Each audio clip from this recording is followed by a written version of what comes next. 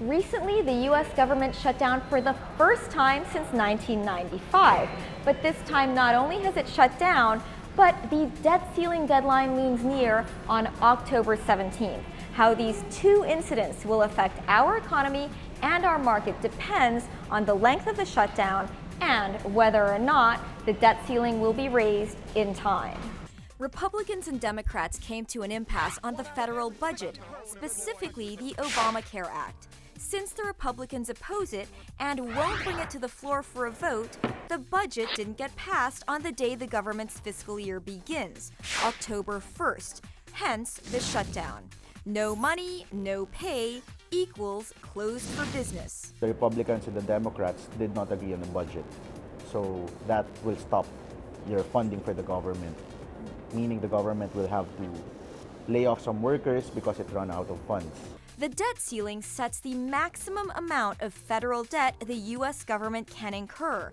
The debt ceiling is set by Congress and has been raised more than 70 times since the 1960s.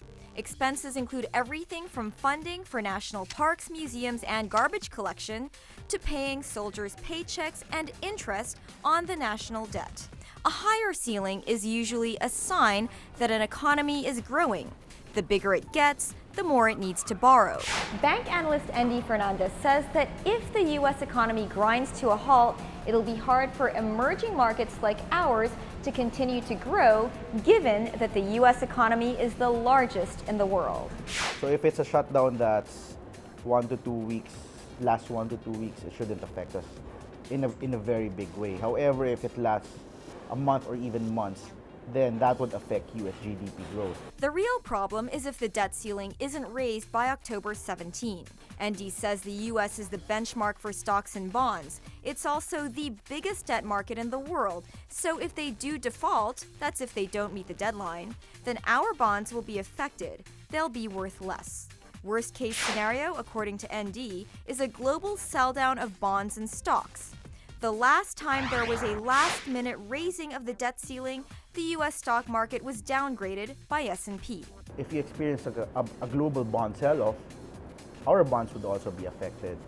But our economic position is still strong.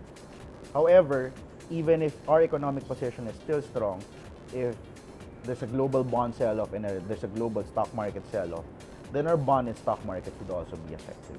So if that continues and if that persists, and we see another episode here, it's a possibility that one of the two other agencies downgrade US again.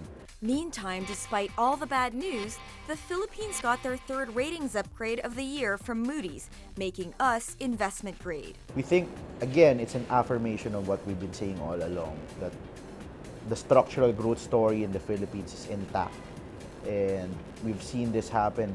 We've seen our country shine in the first and second quarters of this year. And this is something that we expect to continue. ND warns that we shouldn't rest on our laurels. We need to leverage this by going into more PPPs, inviting more investors into the country, and rethinking our regulations to make the Philippines an easier place to do business in.